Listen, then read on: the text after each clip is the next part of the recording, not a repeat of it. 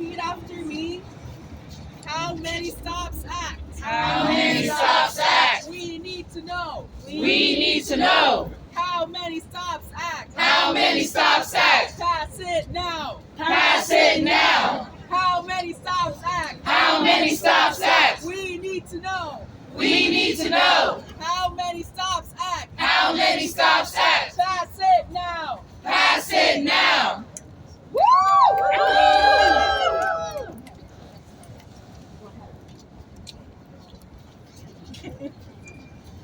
How you doing, everybody? Thank you for coming out. My name is Steve.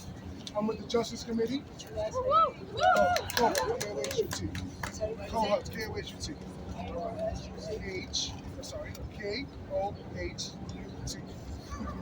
Let's start again. My name is Steve. I'm with the Justice Committee. Thank y'all for coming out. The Justice Committee is a grassroots organization that works with survivors of police brutality and also works with the family members of the ones that we've lost to police brutality. I grew up in the Lower East Side, right over here in Manhattan.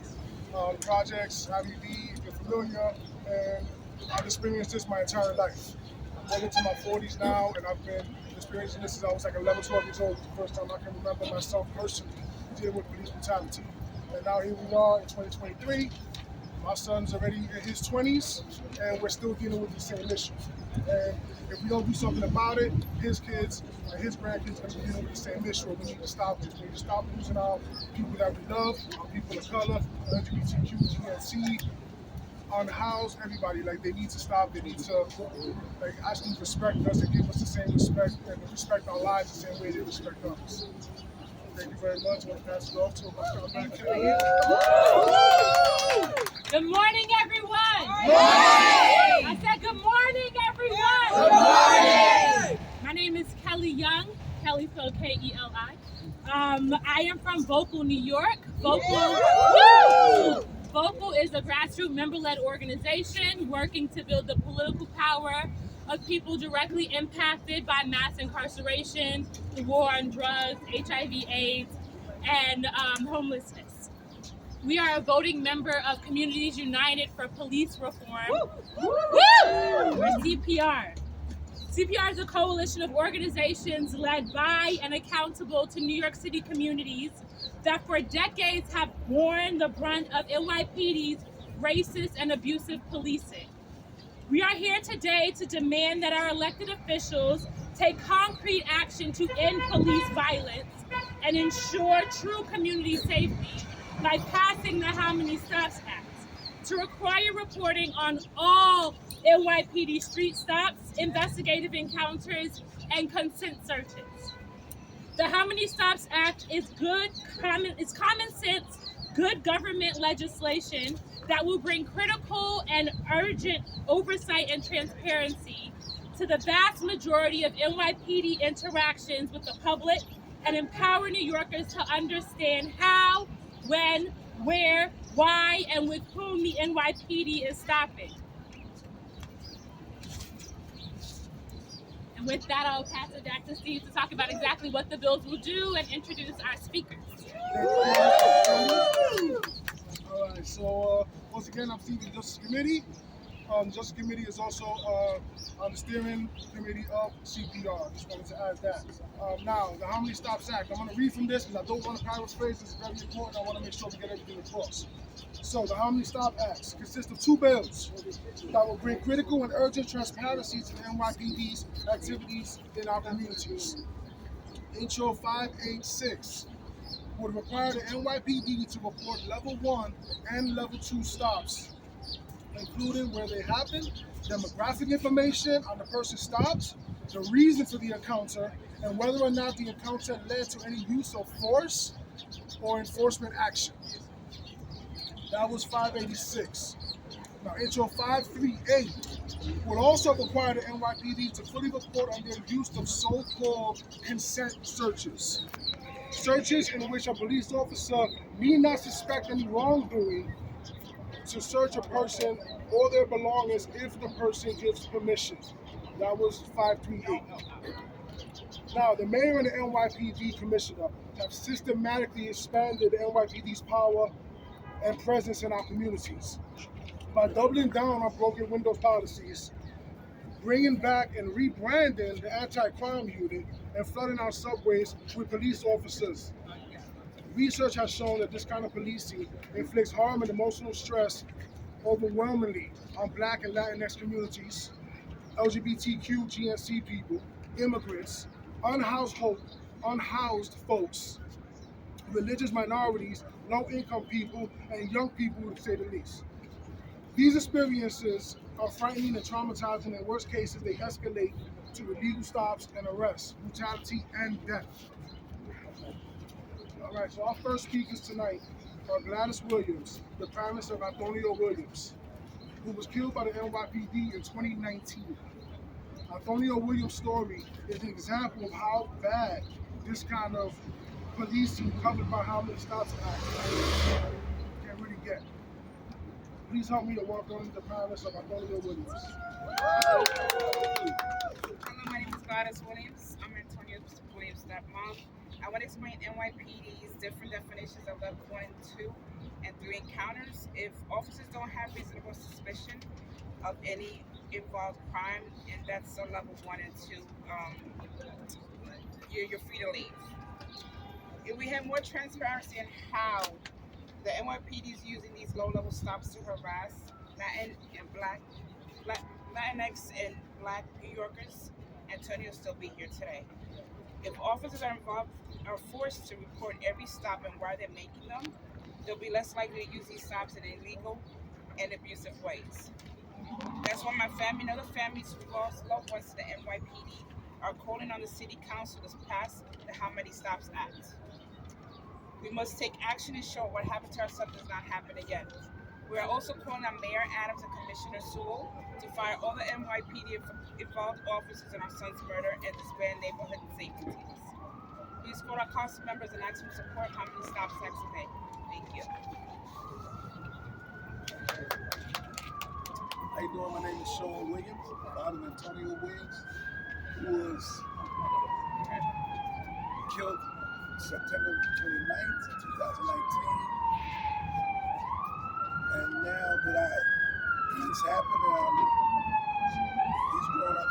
His kids have no father to grow up with, and his brothers have lost their brother. And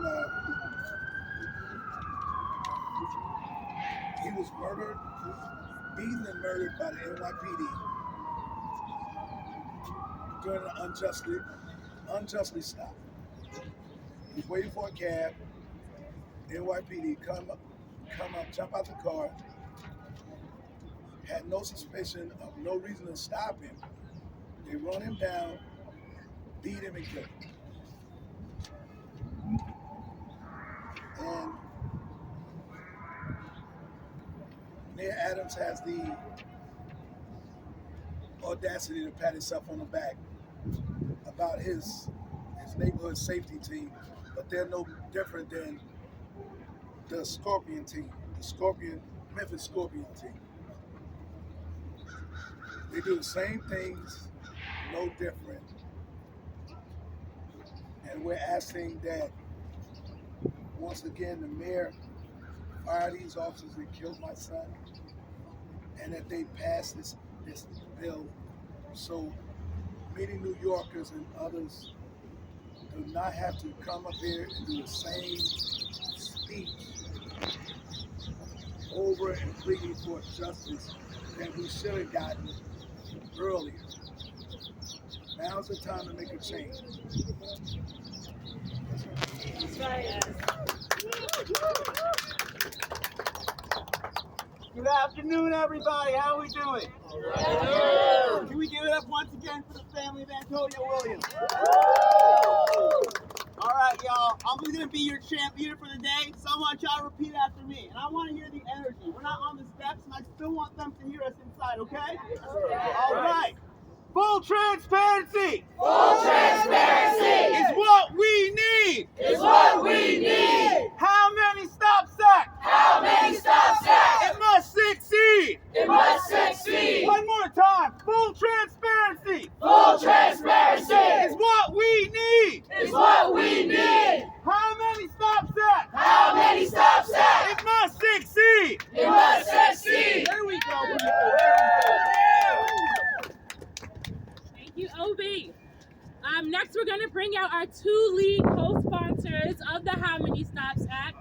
council members Alexa Aviles and Crystal Hudson. Yeah. We want to thank both of you for your commitment to push for real NYPD transparency and your accountability to those who are most impacted by NYPD abusive practices.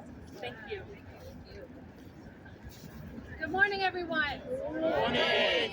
My name is Alexa Aviles, and I am the City Council representative for District 38, which includes Red Hook and Sunset Park, Brooklyn, two communities that have long histories of aggressive policing. I want to thank you all for being here today to urge the City Council to do what we know we must do to begin to get the full picture of the NYPD stops and searches. But first, I want to thank the Williams family for being here. Thank you for sharing your story. Every time they have to tell their story, it is traumatizing. And we need to recognize, and we need to support them, and we need to support everyone who's been negatively impacted throughout the years. So I want to thank this entire crew here who has been holding up the family members, Justice Committee, CPR, JFRED, so many to name. So today, at today's hearing, if the NYPD decides to show up, we're likely to hear that this bill is too burdensome. Maybe it's too radical. Perhaps it may cost too much money, or maybe it's just too hard to implement. I will let you know that the legislation is none of these things. Having a fuller picture of the NYPD stop and search activity is a basic expectation. Every city agency has to report its activities. Nonprofits report every single person they touch. How can we assess a job that is being performed if we have no data? We do not know that the NYPD, we do know that the NYPD massively overspent its overtime budget year after year to the tune of hundreds of millions of dollars for years. No other agency is allowed to do that. So as we are talking about the budget, we need the data to understand what the NYPD is doing, how it's performing its role, and are these practices actually effective? We need evidence. We need transparency. So how can we justify bigger and bigger budgets when there is no data to answer the basic questions? That's what we are trying to do here today, to get transparency, to make sure that New York City taxpayer dollars are effectively used for our safety. So don't try to tell me that the legislation is too burdensome, too hard. We have a majority supporting these bills today. I look forward to making this case at this hearing and why this legislation should be passed. Our lives, our neighbors' lives depend on it. Thank you so much. Hello, my name is Crystal Hudson. I'm a council member representing Crown Heights, Prospect Heights, Brooklyn. Today we're here to rally support for the How Many Stops Act, which is common sense legislation. And I have to reiterate what Councilmember Avila said. This is basic, standard rights, information that we should have access to. Intro 538 builds on the Right to Know Act, which required the NYPD to report on the number of consented searches. But this is what we're asking for. We're asking for the number of requested searches, not just the number of consented searches. What we've heard from the family of Antonio Williams and so many other families who have been impacted by the NYPD is that we know people are being stopped recklessly.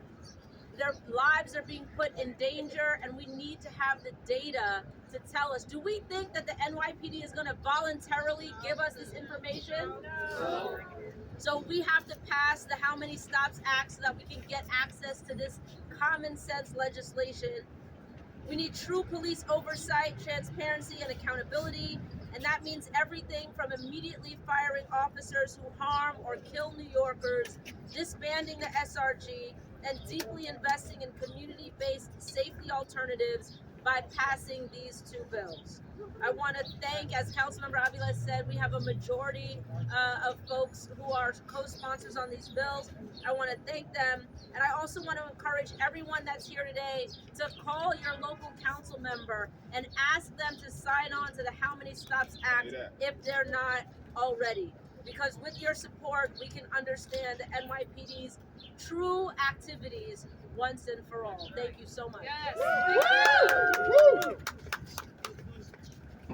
I want to thank our 2D sponsors again. Please give them a round of applause one more time.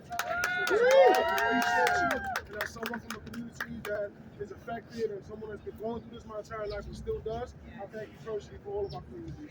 I really appreciate having the courage to step up for this. All right, now at this point, I want to bring up Ibrahim X from Brooklyn, New York. Let's say a few words for us. Thank you very much.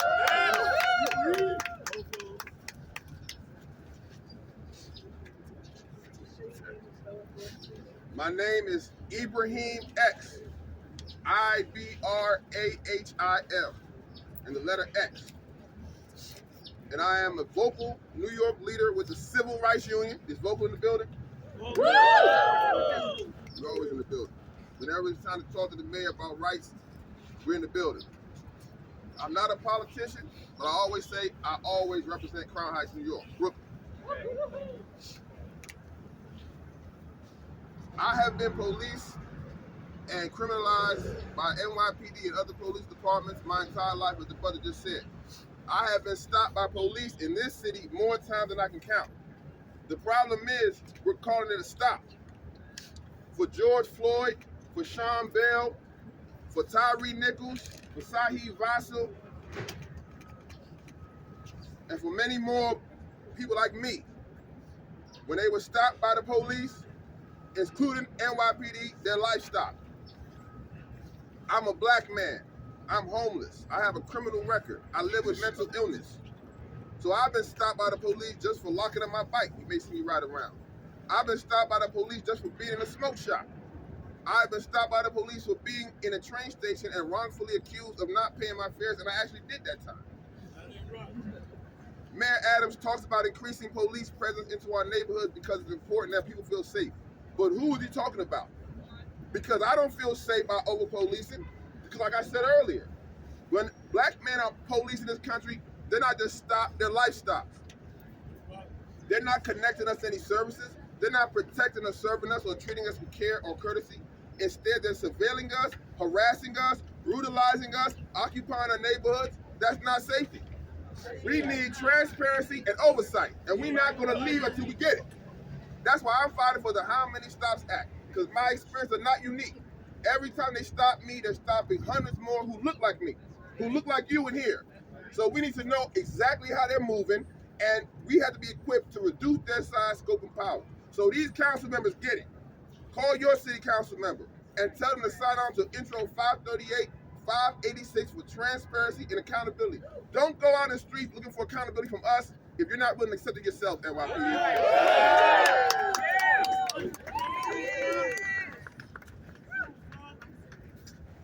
Thank you again, Ibrahim. We appreciate your words, and sorry you have to go through this, brother. At this point, I want to reintroduce Councilmember. He's going to say a few words for us. Thank you. Sí, aquí estamos tenemos una legislación de transparencia para que la policía reporte cada paro que ellos hacen con los ciudadanos. Es una cosa que sinceramente cada agencia de la ciudad siempre está reportando sus actividades. Es lo fundamental. Aquí estamos adquiriendo que la policía también reporte las cosas que están haciendo. Y para nosotros eso es sumamente importante, porque ¿cómo vamos sin data? ¿Cómo vamos a proponer que su actividad es efectiva?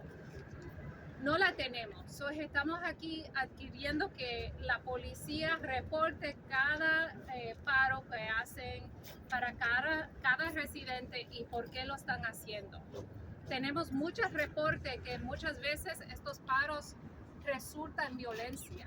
resulta, como han dicho la familia Williams, en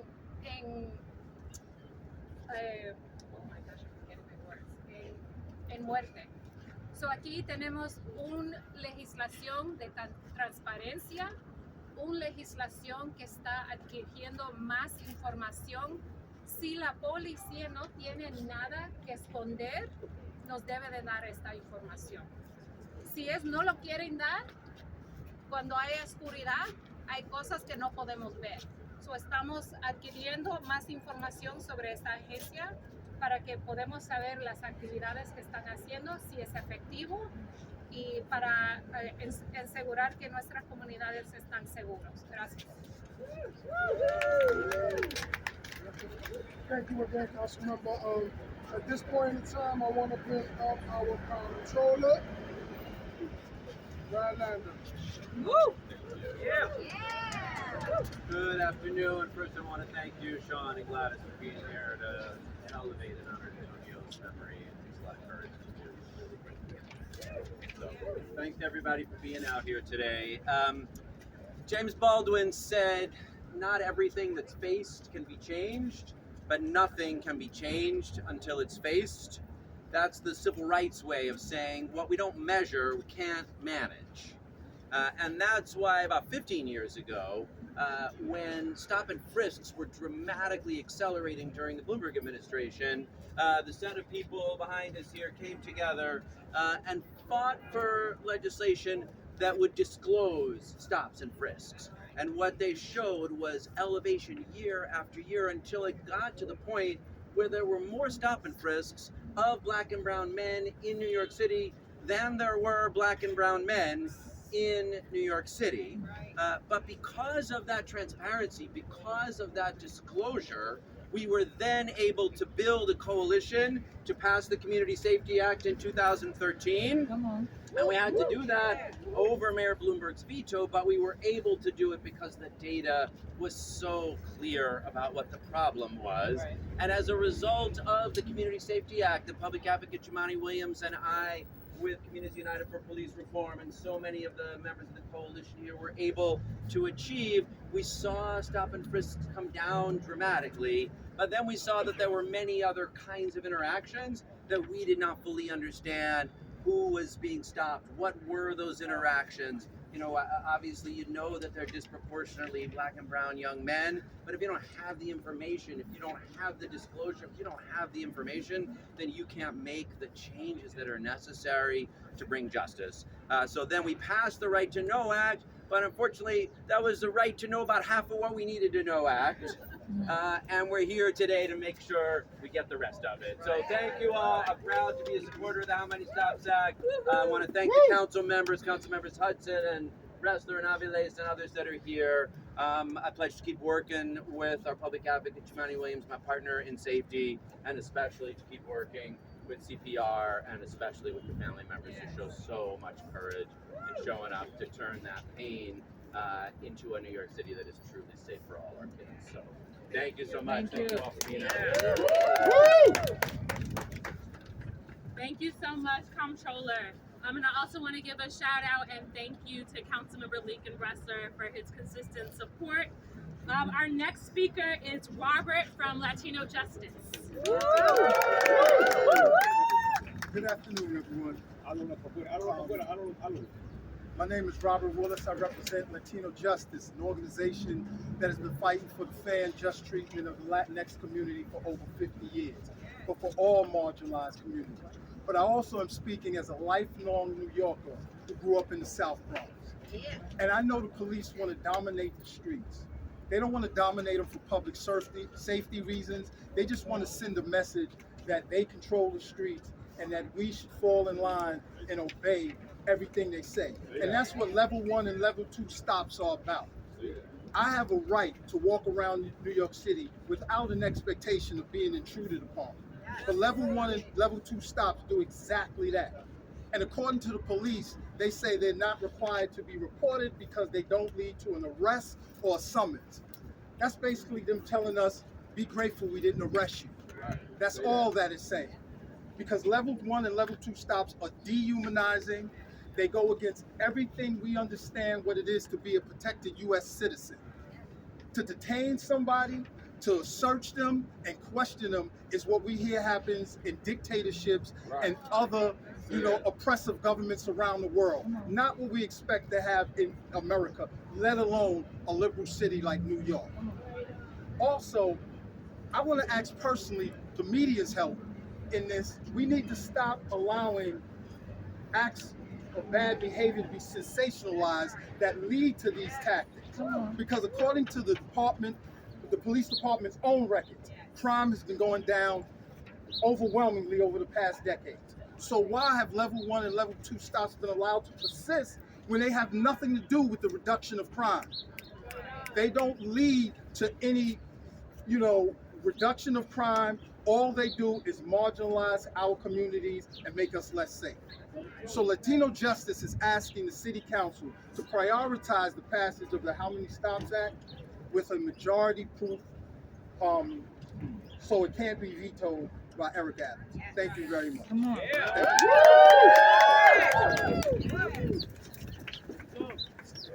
Y'all, let's give it up for Robert Willard.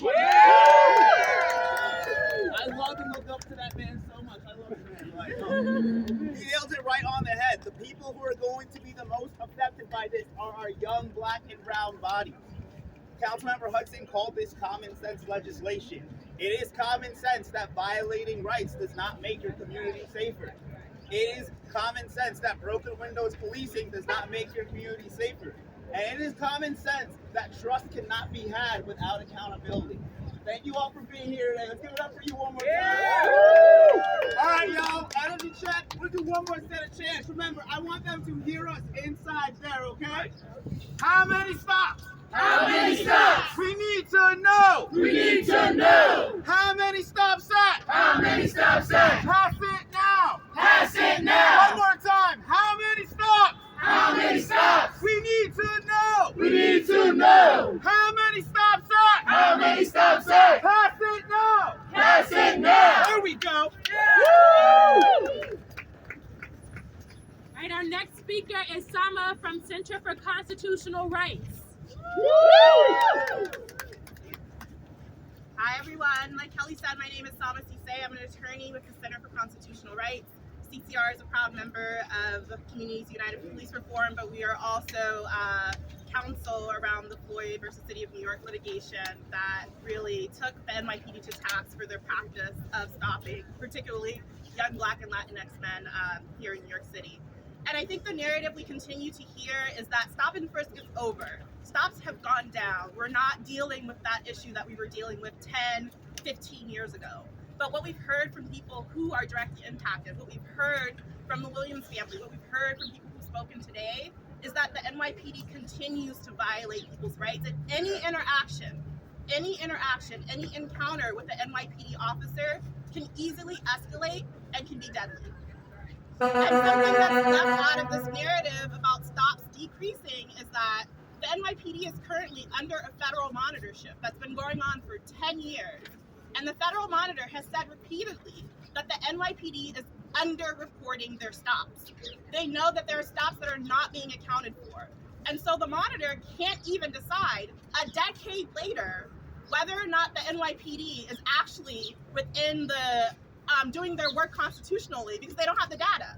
Because all the data they're analyzing is coming directly from the NYPD. Furthermore, actually, while stops are going down, the NYPD claims, the racial disparities are increasing, right?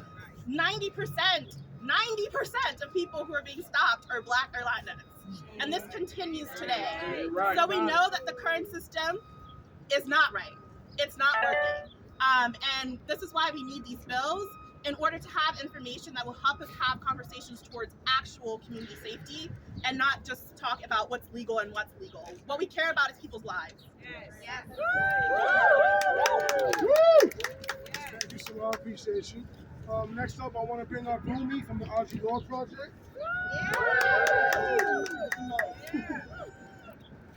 Good afternoon, y'all. Good afternoon. Hey y'all, so I'm gonna do a lot of angling this way because this is more my speed, is talking to the people that have pulled up to be here at City Hall today. So good morning y'all, good afternoon, thank you for being here. As I said, I'm from the Audre Lorde Project. We're a political organizing center. Grassroots people power is what we're all about. And we are LGBTS, TNC people of color in New York City.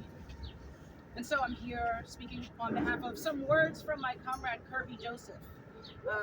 So Kirby's coming up to y'all to share. Our people, lesbian, gay, bisexual, transgender, two-spirit, gender non-conforming people of color have historically experienced brutalization from the police. Whole movements have been started because of this one fact. Our community remains today targeted while facing bias across every layer of this public safety system. For example, the NYPD have, as folks have already shared, disproportionately profiled transgender people on the basis of their appearance, their clothing, for fly eyewear like this, and for doing innocuous things like traveling to school. And queer folks have been also unjustly targeted by law enforcement for decades, with police engaging in undercover operations that are targeting specifically our people, criminalizing same-sex conduct. This treatment is fueled by homophobia and transphobia and bolstered by systemically unjust treatment that leads to mass incarceration of our people, our community members at alarming rates. So let me share some data with y'all. 58% of transgender people reported some form of police mistreatment in their encounters with law enforcement. Transgender people are also extremely vulnerable to being killed by police and correctional staff.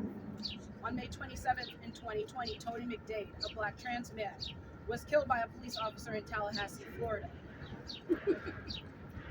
Less than 10% of all American youth identify as queer, but in 2017, 20% of youth in juvenile justice facilities were LGBT identified. So 85% of incarcerated LGBT and gender non-conforming youth were people of color. So yes, we need care, protection, and that can only be possible through transparency. But we also have a task. Our community's lives depend on constant pressure.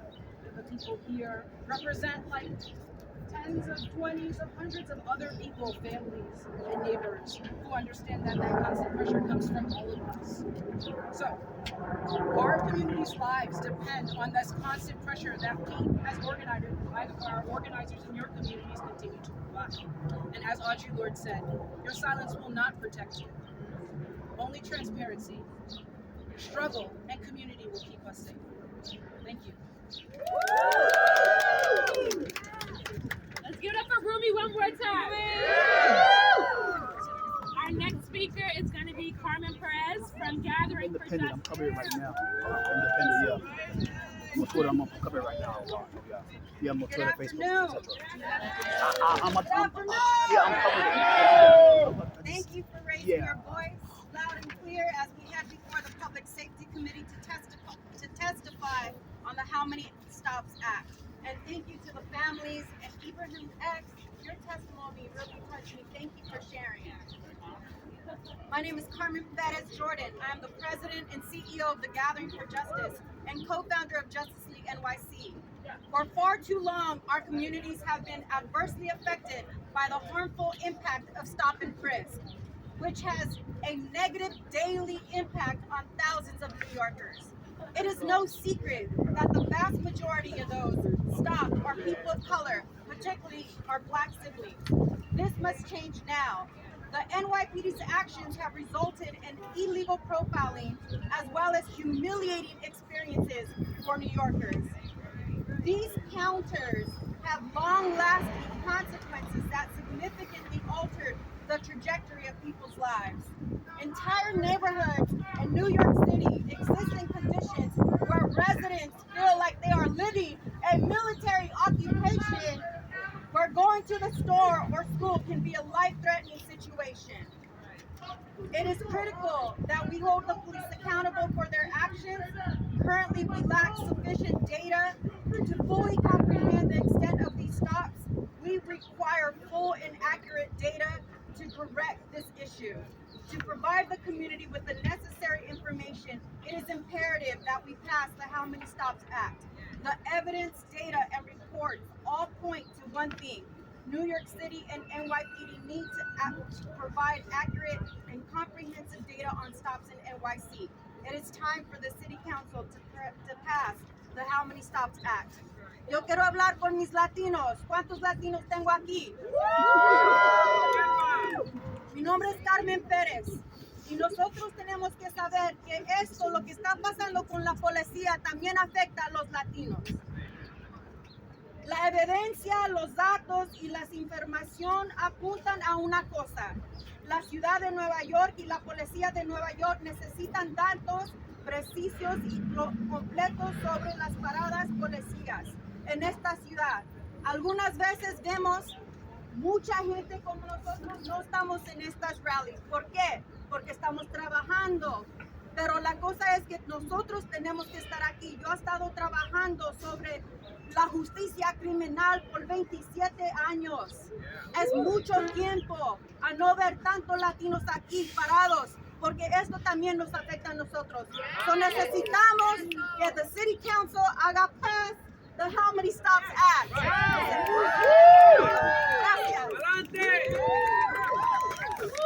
Give it up for Carmen.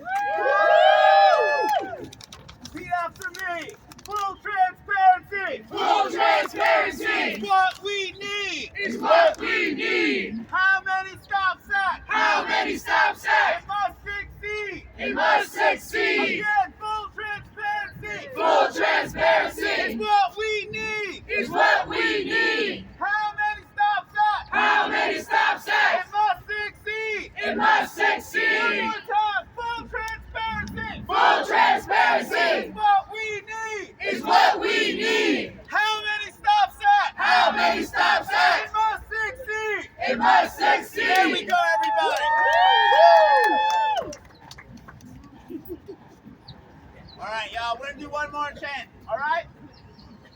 How many stops? How many stops? We need to know. We need to know. How many stops at? How many stops at? Pass it now. Pass it now. Again, how many stops? How many stops? We need to know. We need to know. How many stops at? How many stops at? Pass it now. Pass it now. Last time. How many stops? How many stops? We need to know. We need to know. How many stops at? How many stops at? Pass it now. Pass it now. Thank you. I appreciate y'all. All right, I want to take a little time now to, I spoke earlier, but once again, my name is Steve with the Justice Committee. From Lower East Side, born and raised, lived there today. I mentioned earlier, I'm in my 40s, my son's in his 20s, still dealing with this issue. I want to just make sure that people understand how important this is and how these level 1 and 2 stops can get out of hand. I'm going to share a story with y'all about something that happened to me. When I'm walking down the block one day in my neighborhood, this is February, it was cold, snow everywhere, in the middle of the day, broad daylight, at 12 in the afternoon. Cops are close to me. They don't say they're cops. They don't say anything. They just walk up to me. They just come up to me. They pull out guns. I had a gun to my chest. I had a gun to my neck, touching me like my fingers on. And then I had a gun to my head going this way. They search my pockets. They search everything. They don't find anything. I didn't have anything. I wasn't doing anything. But that didn't stop them. They continued. Already an illegal search, they take it further. They start removing my clothing. Took off my jacket. Took off my shirt. Unbuckled my pants. Put their hand down. Skin to skin, touching my genitals. Dropped my pants. Took me out of my boots. Ultimately, I'm standing in the snow. Like I said, it's February. Bank of snow, 12 in the afternoon, broad daylight. In my socks and my boxers. Pants around my ankles, boots on the side, jacket, shirt, hoodie, thrown on the floor. Again, they found nothing. I had nothing. I wasn't doing nothing. Walking up the block, 2 blocks from my house. Ultimately, they walk away. Not even decency to pick up my clothes and give them back to me. Just walk away, look at me and say, hey, you know what, you got lucky. The crazy part is I did get lucky. If one of them would have sneezed, I wouldn't be here right now. You understand that? I wouldn't be here. I'd be dead if they sneezed, even if it wasn't intent for them to shoot me. And this is why people need to understand. These are simple stops when they walk up to somebody. We don't know what happens in these situations because they're not documented. You cannot find history on this. I cannot look it up. I cannot ask. I don't know what the officers' names were. The only reason why I asked who they were cops, because when the one that was holding a gun to my chest was going like this, I see through his Carhartt the beaded chain that they wear, that they carry their badge on, and their badge was sticking out. Because at no point did they ever identify themselves as police officers. If I hadn't seen the badge popping out, and I know the way they move, so, I knew, coming from where I'm from, you know how they move compared to how we move, So yeah, I just wanted to share that with y'all so y'all can understand. These are stops that were not documented. These are things that there's no record of other than my memory. These cops don't even remember me. They did it so many times probably. So understand what we're asking for. We're not asking for, oh, you need to tell me every time you stop somebody and say, hey, how you doing or whatever. We want that because we don't know where that's gonna go. All right? I won't take up any more of your time. I want to, matter of fact, let me bring my co-MC up. Steve, thank you so much for sharing that. Our next and final speaker is a fierce advocate for transparency who has stood with communities demanding police transparency and accountability for years, and is also the sponsor of Intro 586. Public advocate Jamani Williams.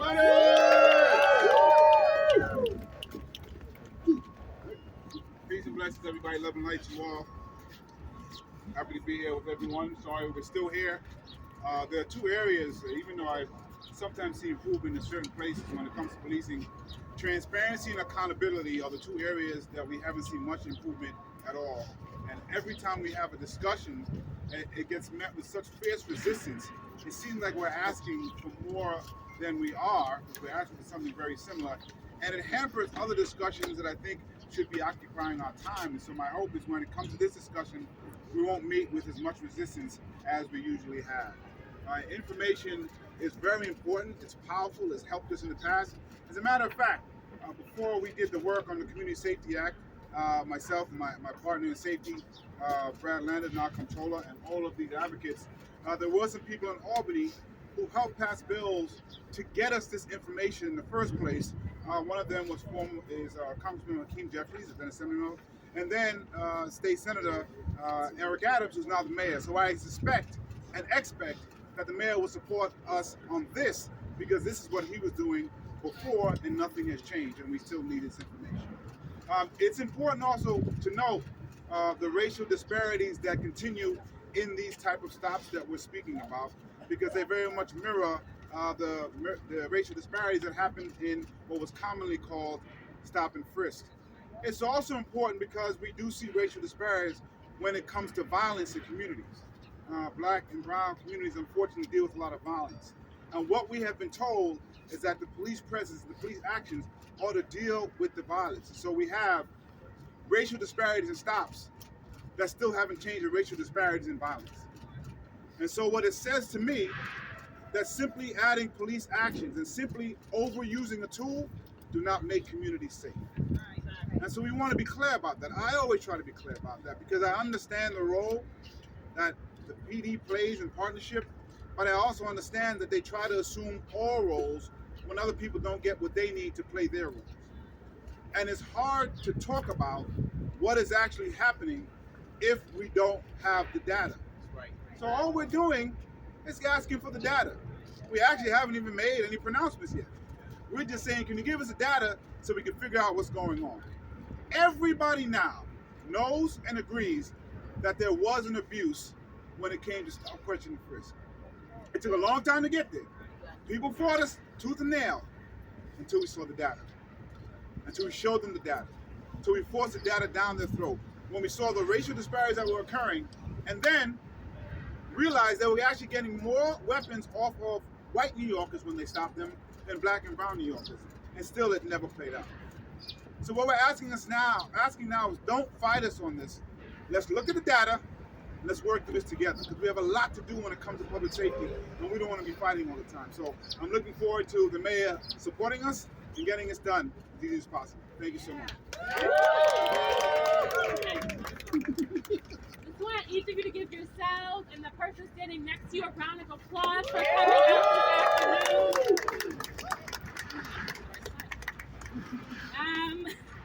Before we take Q&A, I want to thank all the groups who turned out today.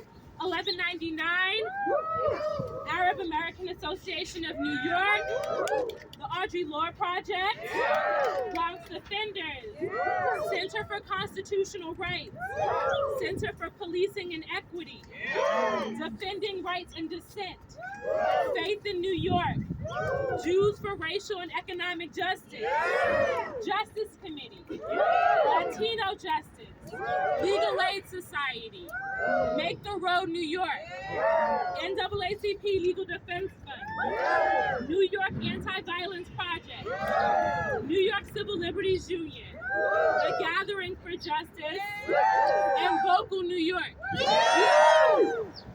I also want to thank all of the organizations that have endorsed the How Many Stops Act, our lead sponsor, the 27 other council members who have co-sponsored Intro 586, the 27 other co-sponsors on Intro 538, and the Progressive Caucus as a whole for endorsing the How Many Stops Act. Yeah.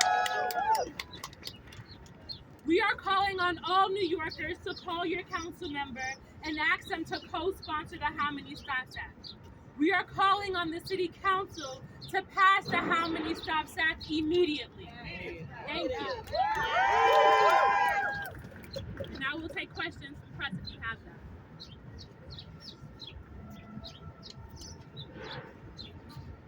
Is that thorough? No questions? It's just clear. Okay. All right, perfect, clear. Like the council member said, common sense, right? Where is the mayor? I'm here. Great.